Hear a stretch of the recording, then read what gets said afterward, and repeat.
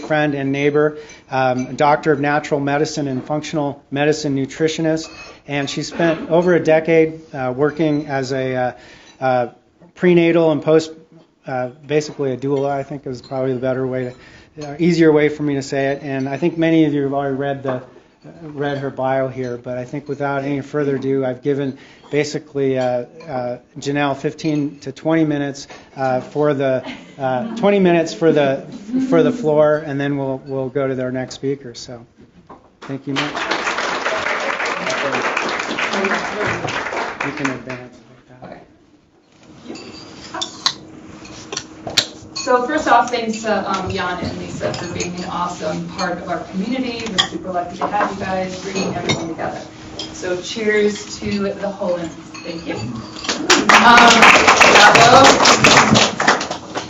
All right, so I'm Janelle. Thanks for coming, everyone. And I'm a functional medicine nutritionist, and I have my PhD in natural medicine. So most people are like, so what the heck does that mean? What do you do? So essentially, I get to obsess over why. That is what I get to do. And I have bugged so many people over the course of my life, being like, well, why? Why? And I finally found a niche that I can ask why all the time, and I'm actually doing a service for people. So what I do is I say, why are you having your symptoms? Why do you have that disease? Why did it manifest? What's going on in there? And so I do detective work, and I get super curious. And I help people explore the why.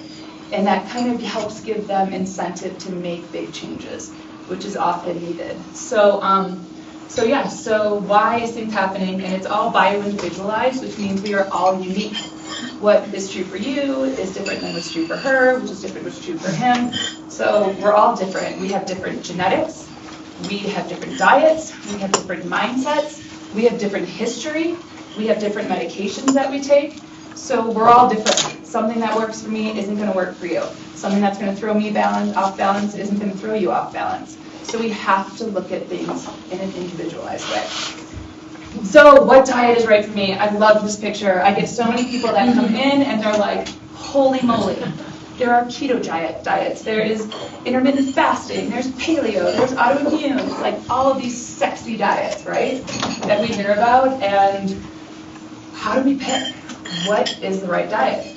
So I like to remind people that, of course, ultimately, we want to eat as much as we can. The most wide variety, of course, of whole, unprocessed foods, the widest variety, so that we have the most nutrients coming in. We're not depleting ourselves of anything. So that's the ideal. Heal versus ideal, though. Before we can go into an ideal diet, sometimes it's necessary to heal. So I've had it explained to me, and I kind of like this analogy. You can have, kind of like if you break your leg, or if you just are lazy and you don't use your legs. So you might just want to get up and run, and that'll work. You'll get stronger, your legs will get stronger. But if your leg's broken and you get up and run, is that good? No, absolutely not. It's horrible. So you have to heal, and then you can go to ideal. And so just keeping that in mind, that there's a difference, and just kind of recognizing what stage you're in is important. And then again, what I do is teach people the physiology, the biochemistry, what's going on in there. And I help people tune in to their own bodies. So use your own body as evidence. Don't listen to what I'm saying. Don't listen to what the website says. Don't listen to a podcast. Use that information, know your own body, know the biochemistry, and choose for yourself. And the more you tune in to your body and your kids and your husband and your friends, the more things become apparent. So that's kind of what I do. So, food is medicine. That is our topic for this month. And I have a question mark. So obviously, as a nutritionist, as someone, what I do, I believe in food as medicine. Food should be medicine. Absolutely. We should use our food to heal. But when isn't it medicine? And that's what I do first. So it doesn't matter if you come in with rheumatoid arthritis, dementia, eczema, you name it, depression, bloating, gas. It doesn't matter what you come to see me with. First, before we do anything else, we have to make sure your digestive system is functioning. So the digestive system, so I have here, you aren't what you eat. We're really not. We're not what we eat. We're what we can digest. We're what we can absorb. And we're what we can do with that. So a lot of things have to happen. And our digestive system is really about symbiosis. And that's like one of my favorite words, because it's not about the food, it's not about us. It's where the two come together. It's what happens. How do they interact? So yes, food is medicine, but we need to do a few things first, which is where I start, optimizing digestion. Okay, so functional medicine. There's this word function that I always talk about, and it's super important to understand the function of our organs. What are we designed to do? How are they designed to function?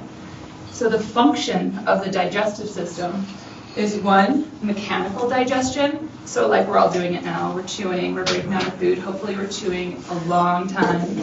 And that's going to increase the surface area. So that's the reason. We do it to increase the surface area so that the enzymes can work on our food.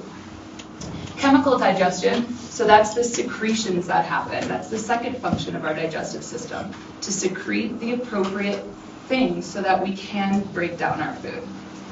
Absorption, so that's a critical step, obviously. We have all this broken down food. What do we do with it? We need to absorb it. Excretion, are things moving through in a timely manner, or are they sitting around and putrefying? And then the last one, which a lot of people forget about, is protection.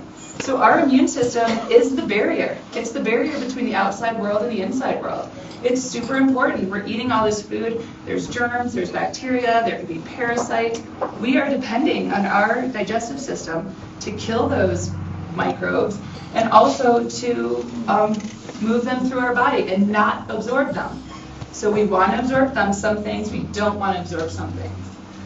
So big picture, the purpose, super straightforward, of the digestive system. Take our food, which is hopefully unprocessed, whole, organic, fruit, vegetables, nuts, seeds, right, whole grains.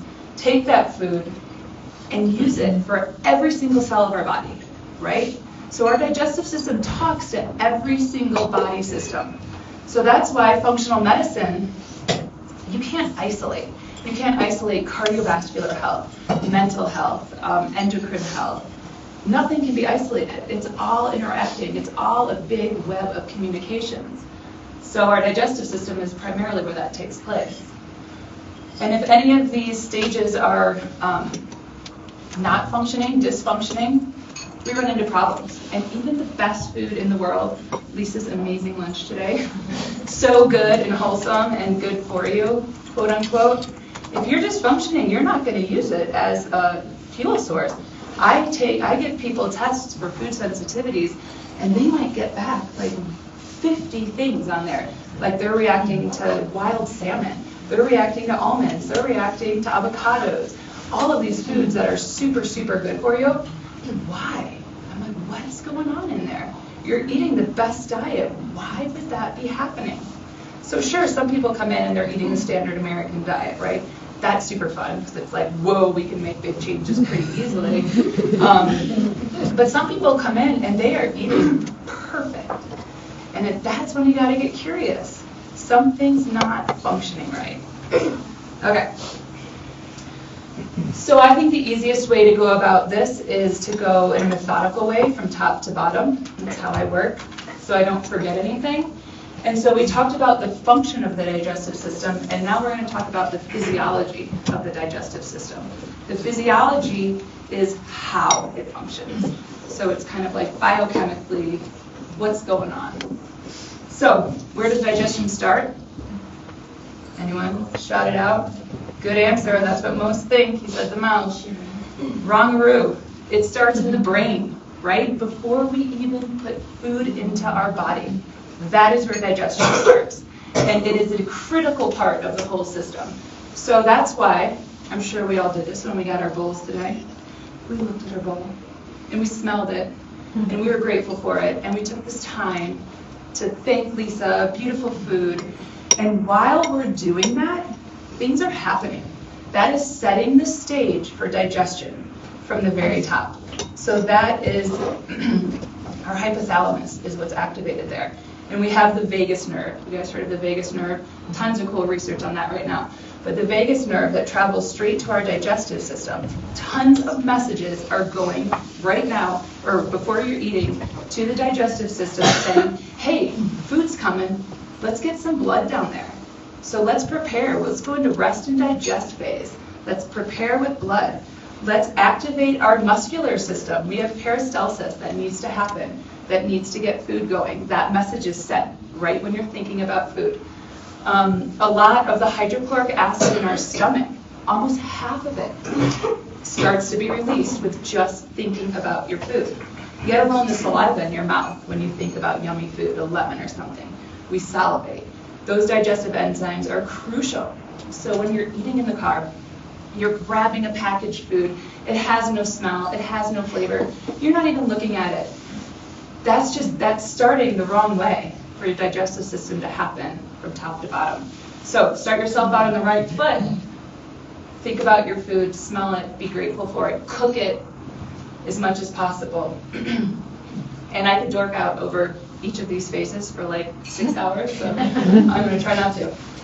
The mouth, obviously. That's the first place for mechanical digestion, one of the functions we talked about before. So pretty obvious.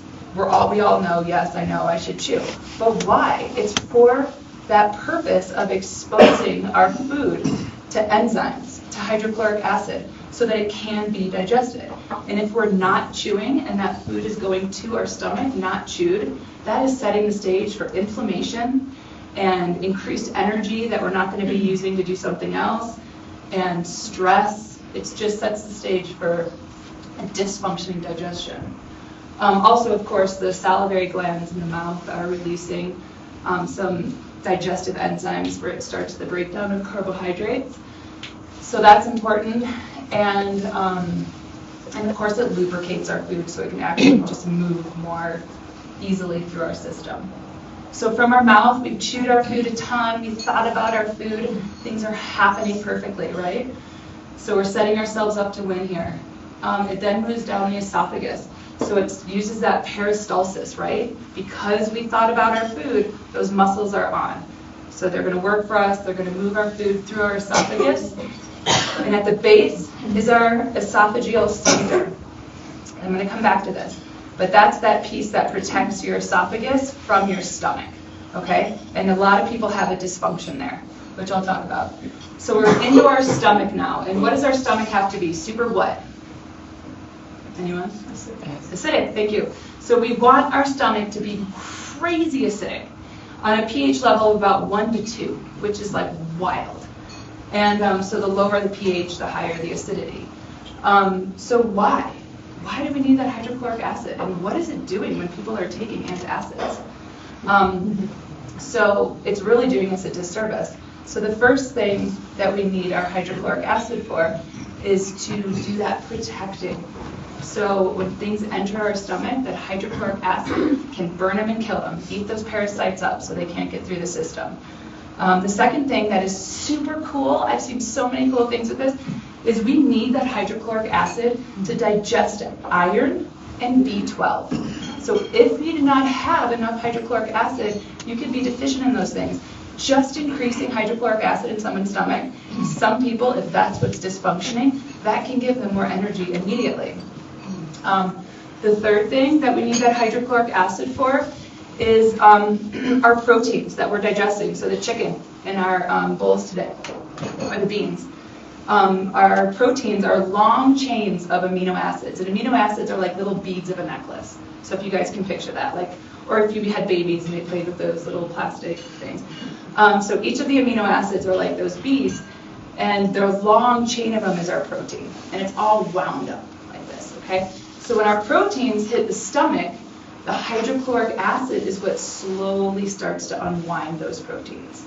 So again, if you do not have that hydrochloric acid, you can't digest your proteins. I get so many people that they are eating a ton of protein, and their lab work comes back and they are deficient in protein.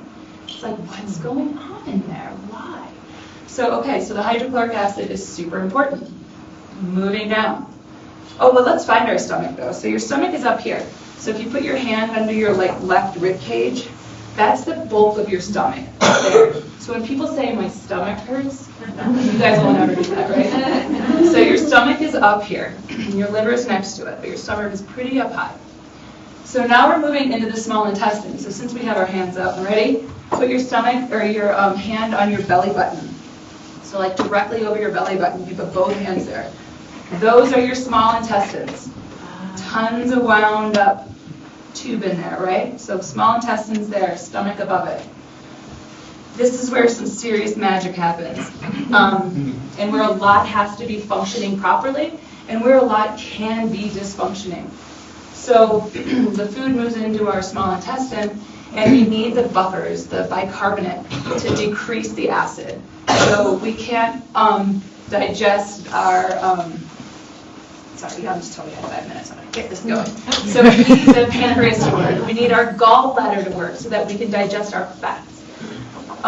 We need, this is really important, we need the whole surface of our small intestine to be functional.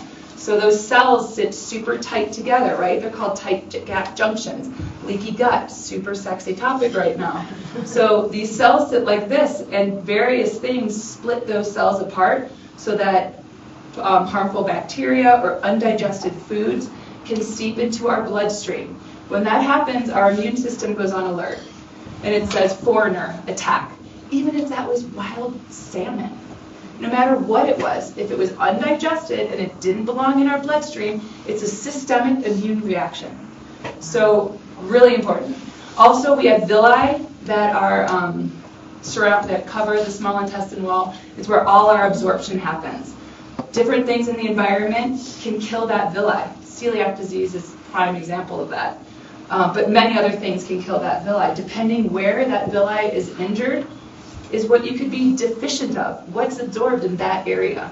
Different minerals, different vitamins, different macronutrients. So the microbiome, I will even skip that. That is so obvious. I feel like everyone knows. There's a million reasons your microbiome is important. And the mucosa, that layer that protects the small intestine. Large intestine, most of the digestion and absorption has happened by now, but there's still some vitamins that are produced there, so we really need that bacteria to protect and to help produce those vitamins. Transit time, we don't want food sitting around, stink things up. Where did I put that thing? There it is. Okay. Quickly, okay, so what do? How do we fix our digestive system? So before you jump into a keto diet, or maybe you have to because we need to heal ourselves, maybe you need to be in an autoimmune protocol, but no matter what, starting from where you are, wherever that is, no need to get all crazy and fancy, back it up. That's constantly what I'm saying in my job. Back it up. Go upstream. What's happening? What's the root cause? Slow down. So number one is slow down. We talked about that. That's hugely important for setting the whole system up to win. Second thing, chew, chew, chew. I can't say it enough. People have resolved health problems by just doing these two things, if that's what's dysfunctioning. If food is entering their stomach and their small intestine and it's not absorbed and not digested, it is inflammatory, and that can cause a cascade of events. Restoring hydrochloric acid. So everyone that knows me knows they should be drinking lemon water in the morning. So go home and start doing that every single morning, lemon water. Or apple cider vinegar, which is ACV, which is the yummy fermented apple cider vinegar, not the clear kind. Digestive enzymes. So restoring our enzymes so that we can actually digest our food. It doesn't matter if that comes from fresh, raw, sprouted foods, or if it comes from meat. You might have to supplement for a while to get those reactivated. So kind of playing with those. Drinking enough water. This is like so silly. People are like, oh, I know I need to drink water. Honestly, if everyone could just drink enough water, a lot of their digestive problems could be at least helped or alleviated. Probiotics, can't say enough about fermented food, introducing healthy bacteria. We need that healthy bacteria to keep the bad stuff out. So when we don't have enough healthy bacteria, E. coli has a chance to come in. Candida has a chance to come in. So there's a million reasons we need those probiotics. Don't overeat. So not just like for weight loss, but more for not stressing out your digestive system. So eating is like one of the most stressful things we do. So by not eating enough, it allows everything to function as it's supposed to. Fiber, right? These are like that, but these are like really big things. So that's my timer. I'm almost done. And then, of course, if you actually have leaky gut, you may have to go in and do a gut healing protocol, which we call the 4R program: remove, replace, repair, re-inoculate, poop. It's my last one. Look at your poop. It tells us so much. Is it floating? Is there undigested food in there? Is there mucus in your stool? Get jiggy with your poop. It is amazing. Seriously. Okay, so these are some funny comments I added.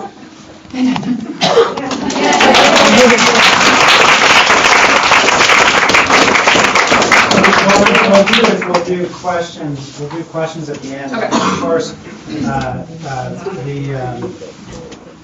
also, I'm sure that Janelle and Denise can stick around here afterwards, and we're not going to kick anybody out. But I also want to be respectful of the fact that some people